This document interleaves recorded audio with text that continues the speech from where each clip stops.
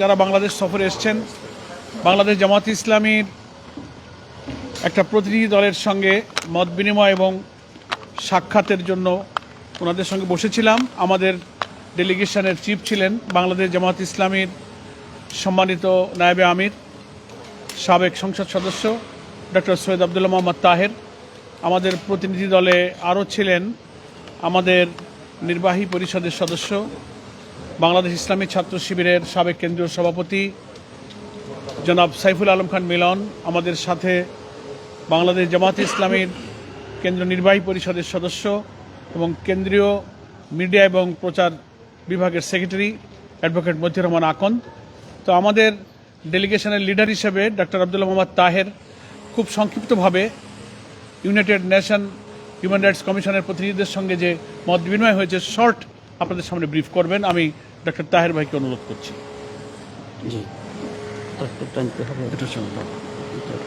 বিসমিল্লাহির রহমানির রহিম, নাহমাদুহু ওয়া নুসাল্লি আলা রাসূলিল কারীম।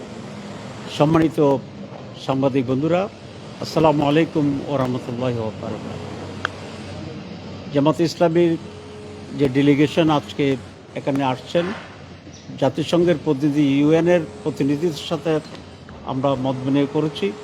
তারা বাংলাদেশের বর্তমান অবস্থা, এখানকার যে বিচার হচ্ছে সেই বিচার ব্যবস্থা, আগামী দিনের বাংলাদেশের উন্নয়ন, ডেমোক্রেসি এবং একটি ফেয়ার নির্বাচন, এসব বিষয়ে মত বিনিময় করতে এসেছিলেন এবং আমাদের সাথে এই সকল বিষয়ে কথা হয়েছে।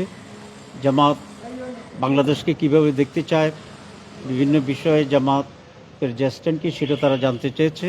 আমরা আমাদের দলের পক্ষ থেকে বলেছি, বিচারের ব্যাপারে আমরা বলেছি যে ক্রিমিনালস যারা আছেন তাদের বিচার হইতে হবে, তবে সেটা যেন ফেয়ার হয় এবং কোনো ধরনের ইনজাস্টিস যাতে না হয়, এবং ট্রাইব্যুনালে যে বিচার হবে সেটা যেন আন্তর্জাতিক মানের সাথে এটাকে যেন কমপ্লাই করে, সেই বিষয়টি আমরা বলেছি।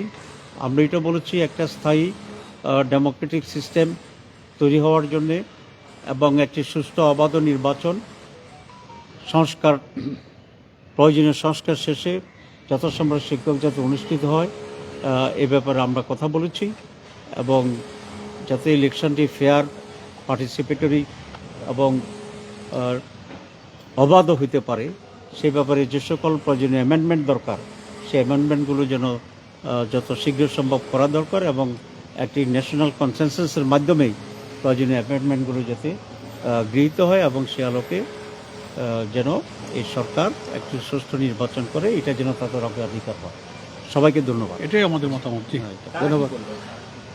তারা আমাদের সাথে এসব বিষয়ে সৌহার্দ্যপূর্ণ পরিবেশে তারা সন্তুষ্ট হয়েছে। তারা আমাদের সাথে এসব আলোচনায় তারাও পার্টিসিপেট করেছে এবং সামনে এসব ব্যাপারে জাতিসংঘ আরও আলোচনা অব্যাহত রাখবে এবং তারা বাংলাদেশের জন্য পজিটিভ ভূমিকা তারা পালন করবে।